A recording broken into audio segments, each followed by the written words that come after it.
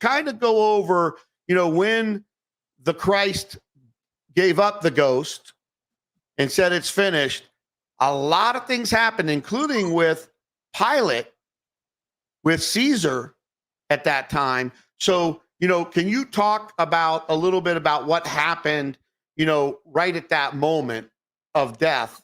And then we can go after in the resurrection into, because there was a lot of stuff that happened to the people that had a hand in the crucifixion of the Christ. Back to you, Master Lama Rasaji. Well, this is why right before the body stops its function, this is why he's pleading with Abba to forgive them, for they know not what they do. Because he knows that when they have finally stopped the heartbeat of Abba's son, the chain reaction in creation was it created like a giant black hole in space, a vacuum of light. If people understand molecularly how a quasar works and everything, just imagine what happened. I mean, the ground split.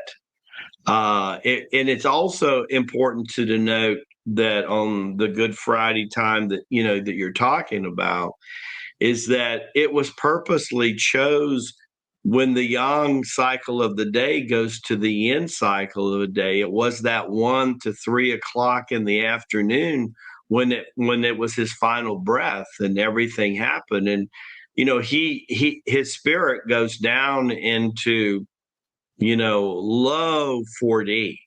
And in the low 4D, I mean, he's battling demons. He's relinquishing souls by the tens of thousands, and they are sending immediately into heaven. I mean, they're going right to 5D, and it was incredible, this transformation that would happen.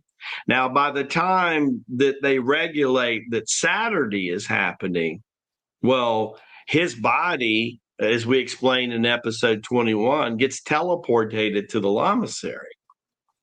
And as he's sitting in the lamasery, one of the few times that this would ever happen, all 12 of the master lamas are in circle when he's there. And they are all being used to create such a vortex of transformation that from, as it says in scripture, from head to toe, from rent to twain, this energy just shot completely through him. And that lasted for hours in itself. When the body was teleported back to the tomb, it was that sonic blast that actually blew the stone away from the tomb. I want everybody to think about, putting a pressure in a bottle. Think of a cork, if you will. And then imagine shaking up carbonation and what it would do with the pressure of the energy and the light of anchoring that soul, that Sharat back there after what happened and bringing it back together, blew the stone completely away from the tomb. And everybody has to remember that this was Joseph of Arphenia's tomb.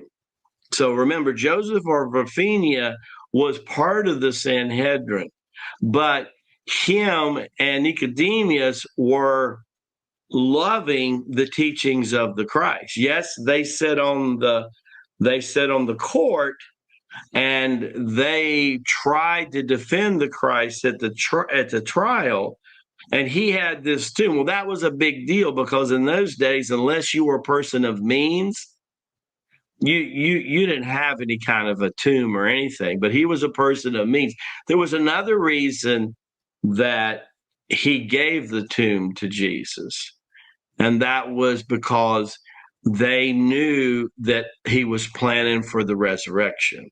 They knew that he was. And by the way, not only did the dark side, not only did Herod and Pilate fear him and know that he really was this anointed being, whether they liked it or not, but they also knew that when he was going to that the talk was already out to the dark side. So they stuck 7 centurions at that gravesite. Just imagine 7 centurions. Anybody knows anything about a centurion? They usually graduated from the gladiator, the school of the gladiators. So the top gladiators that won were given position, property, and usually became an officer in the centurion rank. So these were the best fighters. These were the ninjas of the time. They were all beefed guys. I mean, they were monsters.